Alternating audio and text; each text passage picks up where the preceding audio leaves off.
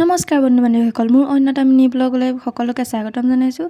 আৰু এয়া ৰাতিপুৱাই আজি ৰেডি হৈ গ'লোঁ, এফালে যাবলগীয়া আছিলে। আৰু বতৰটো যে ইমান বেয়া নহয় দেখিছেনে, কালিৰ পৰাই বহুত বেয়া বতৰ।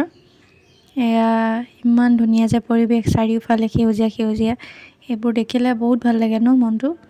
এয়া দেখিছেনে।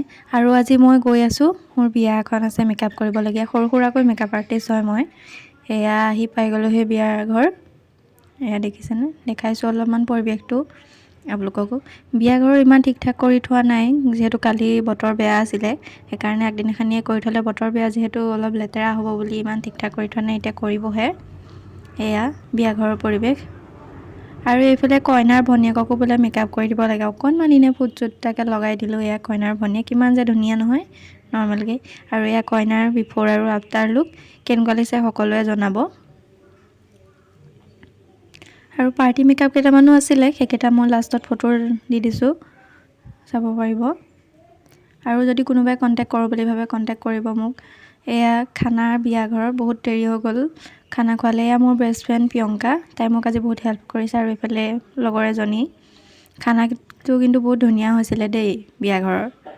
আৰু এয়া বিয়া ঘৰৰ খানাৰ পৰিৱেশ, এয়া পাৰ্টি মেকআপকেইটা। আৰু আজিলৈ ইমানেই, বাই বাই।